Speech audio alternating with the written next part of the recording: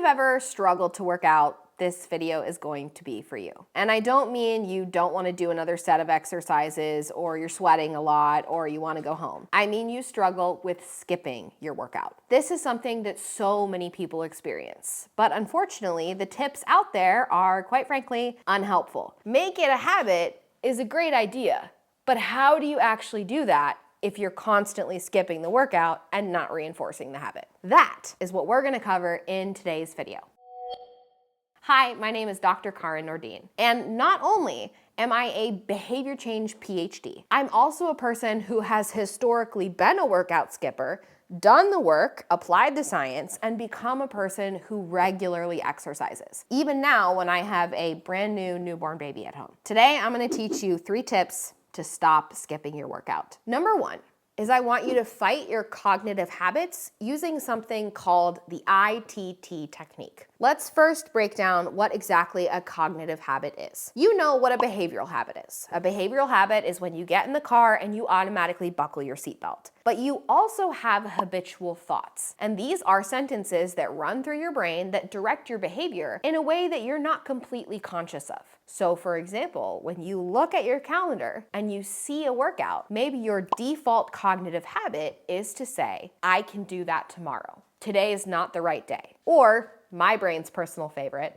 I have too much work to do. What I want you to start by doing is identifying a cognitive habit. I want you to do it right now in the comments. What is the number 1 reason that your brain sends you that you can't work out? What is the number 1 sentence that runs through your brain that drives you towards skipping a workout? What you're gonna do is you're gonna start to listen for these thoughts. You're gonna start to listen for these cognitive habits to come up. And when they do, I want you to start asking them one specific question. That's the ITT question. In other words, is that true? This is not designed to gaslight yourself. I want to be very clear about this. This is not a situation where you're going to always tell yourself that your brain is lying to you. If, for example, your brain says, like mine, there's too much work to do today, I can't work out, you're gonna ask, genuinely, is that true? Do I really have too much work to do? Maybe the answer is yes, that I do have a lot of work and it's really important to me and I want to prioritize it. But maybe the answer is no.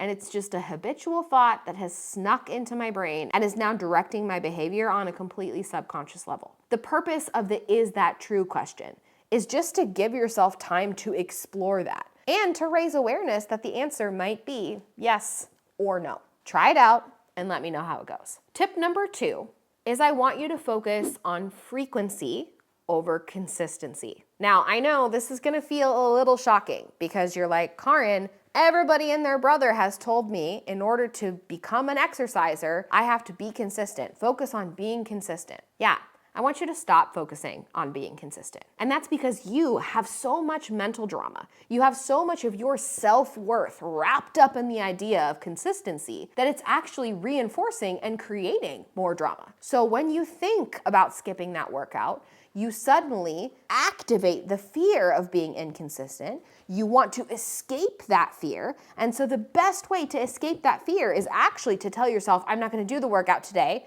I'm gonna do it tomorrow, so that you stop thinking about the workout entirely. Your brain shortcuts itself right out of that conversation. And it all comes back to the relationship that you have with consistency. If consistency feels tricky, if it feels scary, if it feels impossible for you, that's a sign you need to actually stop focusing on it. Instead, I want you to focus on frequency. Now, what's the difference here? Consistency is doing something over and over at the same approximate times. So for example, consistency would be Monday, Tuesday, Thursday of every week you work out. That's how most people think of consistency, at least. Frequency is simply the number of times you've done something. So if you've worked out once, I want you to focus on working out again.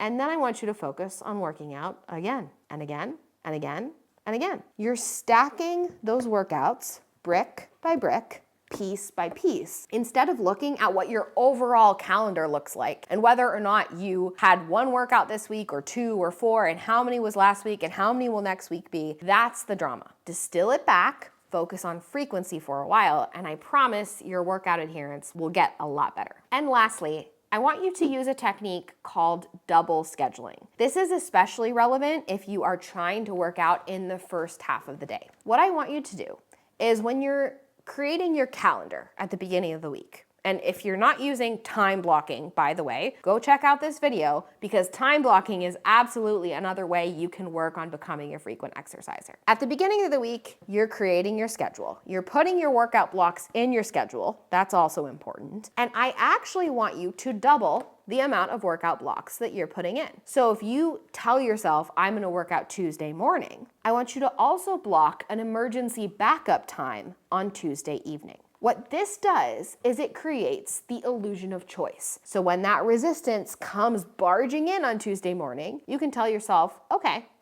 I can work out now, or genuinely, I can work out at the other opportunity I've booked for myself later in the day. By having a plan and a backup plan, you increase your likelihood of success. And after a while, if you're consistently picking that second option, you might start to realize, wow, I actually kind of hate working out in the evenings, and you'll be more motivated to get it done early. Try double scheduling and let me know how it goes. Between those three things, you should be completely set.